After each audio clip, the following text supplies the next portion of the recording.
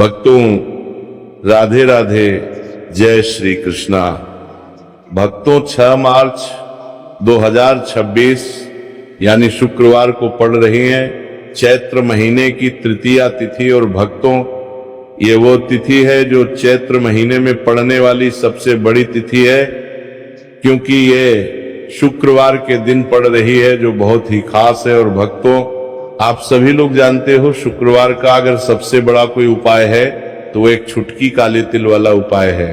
तो भक्तों इस शुक्रवार के दिन आप लोगों को इस एक छुटकी काले तिल वाले उपाय को जरूर करना है। बहुत सारे लोग होंगे जिन लोगों ने इस उपाय को ना किया हो, मतलब पूरा साल निकल गया उन्होंने किसी भी दिन काले तिल वाले उपाय को ना किया हो, पर भक्तों आपके पास एक आखिरी मौका बचा हुआ है जो कि 6 मार्च शुक्रवार के दिन है। तो इस दिन आप लोगों को इस वाले उपाय को जरूर कर लेना है, भले ही आपने पूरे साल भर इस उपाय को ना किया हो। पर अगर आपने इस चैत्र महीने के शुक्रवार के दिन अगर इस वाले उपाय को कर लिया तो आपको इस उपाय को करने का वह फल मिलेगा जिसकी आपने कभी कल्पना भी नहीं करी होगी। इसीलिए आप लोग इस वाले उपाय को एक बार जरूर कर लेना है ताकि आप लोगों के हाथ से ये मौका ना जा सके और आपको इस उपाय को करने का फल मिल सके। भक्तों ये उपाय पूज्य पंडितों और गुरुओं ने अपनी अभी की ही शिव महापुराण जो हमारे हिंदू धर्म के 18 प्रमुख पुराणों में से एक है, उसी महापुराण की कथा में बताया है, जिस उपाय को आज हम आपको बहुत अच्छे से समझाने वाले हैं। इस वीडियो को देखने के बाद इस उपाय को समझने के लिए आपको कोई और वीडियो को देखने की जरूरत नहीं पड़ेगी। तो चलिए भक्तों उपाय को शुरू करते हैं। देखिए ये इस चैत्र महीने शुक्रवार के दिन ये इतना खास होता है, इतना महत्वपूर्ण होता है। देखा गया है कभी कभी बड़े बड़े पूजा पाठ अनुष्ठान से जो मनोकामना पूर्ण नहीं होते, वह चैत्र महीने के शुक्रवार के दिन एक छोटे से उपाय करने से ही आपकी मनोकामना पूर्ण हो जाती है। और बहुत सारे लोगों ने इस उपाय करने में को किया भी है और उनको इस उपाय को करने का फल भी जरूर मिला है। अगर आप लोग भी इस उपाय को करना चाहते हैं तो आप इस उपाय को पहले अच्छे से समझ लेना, सुन लेना, उसके बाद करना, आपको इस उपाय का फल जरूर मिलेगा। और इस उपाय को कर लेने से आपके घर में चाहे किसी भी प्रकार की दुख और समस्या क्यों ना चल रही हो, आपको उसका कारण भी नहीं पता है कि भाई ये समस्या किस कारण से चल रही है, उसका कुछ भी कारण हो सकता है, जैसे पितृदोष हो सकता है या किसी भी तरह का मंगल दोष भी हो सकता है। तो इस दिन आप लोगों को ये वाला उपाय कर लेना है। ये एक ऐसा उपाय है जिस उपाय को अगर किसी विशेष दिन पर किया जाए तो भाई उस विशेष दिन का जो है वह तो हमें मिलता ही मिलता है, पर हमने उस दिन पर इस काले तिल वाले उपाय को किया है तो हमें उससे भी बड़ा फल मिलता है और फल बहुत जल्दी मिलता है, क्योंकि आप इस उपाय को बहुत ही बड़े और विशेष दिन पर कर रहे हो। तो चलिए अब उपाय के बारे में बात करते हैं, लेकिन उससे पहले आप लोगों को ये जानना आवश्यक है कि आखिर ये उपाय किस समय करना है, किसको करना है और कैसे करना है। तो चलिए हम आगे आपको वीडियो में एक एक करके बता देते हैं। लेकिन उससे पहले अगर आप लोग हमारे चैनल पर नए हैं तो हमारे चैनल को सब्सक्राइब कर लेना और इस वीडियो को लाइक करके कमेंट बॉक्स में श्री शिवाय नमस्तुभ्यम ओम नमः शिवाय जरूर टाइप कर देना। तो भक्तों इस एक छुटकी काले तिल वाले उपाय को हमें इस शुक्रवार के दिन कैसे करना है, किसको करना है, किस समय करना है और कहां पर करना है, ये सारे सवालों के जवाब आपको इस वीडियो में मिल जाएंगे। और जो ये वीडियो देखेगा भाई उसको एक छुटकी काले तिल वाला उपाय जरूर करना चाहिए, क्योंकि इस दिन काले तिल का भी बहुत ही बड़ा और विशेष महत्व होता है। और जब बात आ जाए एक छुटकी काले तिल की तो ये सोने पे सुहागा वाली बात हो जाती है और ये एक बहुत ही बड़ा उपाय हो जाता है शुक्रवार तृतीया तिथि का। तो अब भक्तों इस काले वाले तिल उपाय को आखिर करना किसको है, सबसे पहले हम लोग वो बात जान लेते हैं। तो देखो घर की जो बड़ी माताएं बहनें होती हैं, उन माताओं बहनों में से कोई भी एक बड़ी माता बहन इस वाले उपाय को कर सकती है। और भक्तों अगर आप चाहे तो अपने घर में से सभी सदस्यों को भी इस उपाय को करवा सकते हैं। अगर किसी व्यक्ति की खुद की कोई मनोकामना है, खुद की कोई दुख और परेशानी है जो कि वो अपने लिए ही करना चाहता है इस वाले उपाय को, तो वो खुद अपने लिए भी कर सकता है। बाकी अगर कोई घर में से ऐसा है जो कि अपने पूरे घर परिवार की सुख और शांति के लिए ये वाला उपाय करना चाहता है तो भाई वही भी कर सकता है, उसमें भी कोई दिक्कत वाली बात नहीं है। कहने का मतलब ये है कि इस उपाय को हर एक सदस्य भी कर सकता है और पूरे घर परिवार के सदस्य के लिए घर की बड़ी माताओं बहनों में से कोई एक माता बहन भी कर सकती है। माताएं बहनें अगर घर में उपस्थित ना हो या वो ये वाला उपाय ना कर पा रही हो तो फिर घर का कोई बड़ा सदस्य भी इस काले तिल वाले उपाय को कर सकता, चाहे फिर वो पुरुष ही क्यों ना हो, उसमें कोई भी दिक्कत वाली बात नहीं है। अब भक्तों, इस एक छुटकी काले तिल वाले उपाय को हमें करना कहां पर है?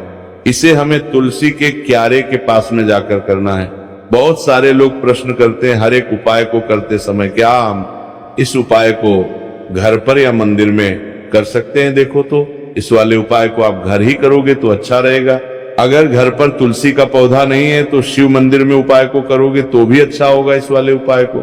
उसके बाद में भक्तों जो अगला प्रश्न निकल कर आता है वो ये आता है इस उपाय को लेकर कि आखिर इस उपाय को हमें किस समय करना है, सुबह के समय करना है कि शाम के समय करना है?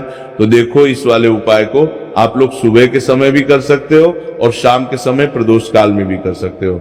अब अगर आप पूछो कि भाई साहब सबसे उत्तम समय कौन सा रहेगा इस एक छुटकी काले तिल वाले उपाय को करने का, तो हम आपसे बस यही कहेंगे कि इस उपाय को आप सुबह के समय करेंगे तो ज्यादा बेहतर होगा। बाकी अगर शाम के समय भी करेंगे तो भी अच्छा होगा, उसमें कोई भी दिक्कत वाली बात नहीं है। तो अब भक्तों, जो अगली सबसे बड़ी और महत्वपूर्ण बात आती है वो ये आती है कि सुबह अगर हम उपाय को करेंगे तो हमें कितने बजे से लेकर कितने बजे तक के बीच में करना है, और शाम के समय प्रदोष काल में करेंगे तो हमें कितने बजे से लेकर कितने बजे के बीच में करना है। तो देखो, सुबह जितनी जल्दी हो सके आप उपाय को करने की कोशिश करना। बाकी अगर किसी कारणवश लेट भी हो जाओ, थोड़ी देर भी हो जाए, तो 10 या 11 बजे तक भी आप उपाय कर लेना, पर 12 बजे से ज्यादा देरी ना हो। ठीक है, इस बात का ध्यान रखना। उसके बाद में भक्तों, अगर शाम के समय प्रदोष काल की बात करें, प्रदोष काल का जो समय होता है वह शाम के 6 बजे से शुरू हो जाता है। मतलब शाम के 6 बजे से लेकर 7 बजे के बीच का जो समय होता है, ये समय प्रदोष काल का समय होता है। पर अभी जो मौसम चल रहा है, इस मौसम में जो है शाम बहुत देरी से होती है, तो आप इस उपाय को 7 या 8 बजे के बीच में भी कर सकते हो। मतलब शाम के 6 बजे से रात 8 बजे के बीच में आप कभी भी इस वाले उपाय को कर सकते हो, उसमें कोई भी दिक्कत वाली बात नहीं है। परंतु शुक्रवार के दिन कोशिश करना कि समय के अंतर्गत ही कर लो। किसी कारणवश ना कर पाओ तो थोड़ा देरी से भी कर सकते हो, आपको उपाय का फल जरूर मिलेगा। तो चलिए बात करते हैं हमारे पहले उपाय की। देखिए, इस उपाय के लिए आपको 2 दीपक लेने होंगे। दोनों ही दीपक आप मिट्टी के भी ले सकते हैं और दोनों ही दीपक आप शुद्ध आटा मढ़कर उनके भी तैयार कर सकते हैं। अब भक्तों, दोनों ही दीपक के अंदर आपको शुद्ध घी का प्रयोग करना होगा और एक दीपक के अंदर आपको गोल रुई की बाती का प्रयोग करना होगा और एक दीपक के अंदर आपको लंबी बाती का प्रयोग करना होगा। लंबी बाती वाले दीपक के अंदर आप मौली वाला जो धागा आता है कलावा का, उसकी बाती का प्रयोग भी आप लंबी बाती वाले दीपक के अंदर कर सकते हैं। देखिए, 2 दीपक वाला ये चमत्कारी उपाय केवल शुक्रवार की रात्रि में ही किया जाता है, इसीलिए आपको इस उपाय को बहुत ही ध्यान से समझना। इसी के साथ में आपको एक छुटकी काले तिल के दाने लेना है और इसी के साथ में आपको मात्र एक छुटकी हल्दी भी लेनी होगी। अब भक्तों, ये सभी सामग्री लेकर के आपको रात्रि के समय पहुंच जाना है अपने घर में, जहां कहीं भी तुलसी जी का पौधा, तुलसी माता का निवास स्थान है, वहां पर देखिए भक्तों, सबसे पहले तो आपके पास जो एक गोल बाती का दीपक, उसे आपको तुलसी जी के वहां पर प्रज्वलित करना है। दीपक को प्रज्वलित करते समय आपको ओम नमो भगवते वासुदेवाय इस मंत्र का 11 बार जाप कर लेना है। अब देखिए भक्तों, आप जो एक चुटकी काले तिल के दाने लेकर के आए हैं, उन्हें आपको अपने सीधे हाथ में रखना है, और जो आपने गोल बाती वाला दीप प्रज्वलित किया है माता तुलसी जी के वहां पर, उसके ऊपर से आपको इन एक चुटकी काले तिल को घड़ी की दिशा में घुमाना है। आपको अपना नाम और अपने गोत्र को बोल देना है, और फिर आपको इन काले तिल को उससे जलते हुए दीपक के अंदर डाल देने हैं। देखिए, काले तिल भगवान विष्णु के पसीने से उत्पन्न हुए हैं, और जब भी हम ये दीपक की रात्रि में प्रज्वलित करते हैं तो इससे हमें हमारे कर्ज में राहत मिलती है, हमारे जीवन में धन प्राप्ति के नए नए मार्ग खुलते हैं, हमारा अगर कोई भी कार्य रुका हुआ है तो वो भी परिपूर्ण होता है। देखिए, गोल बाती का जो दीपक है, विशेषकर हम माता तुलसी के वहां पर भगवान विष्णु और माता लक्ष्मी के निमित्त प्रज्वलित कर रहे हैं, इस प्रकार से आपको ये दीपक प्रज्वलित कर देना है।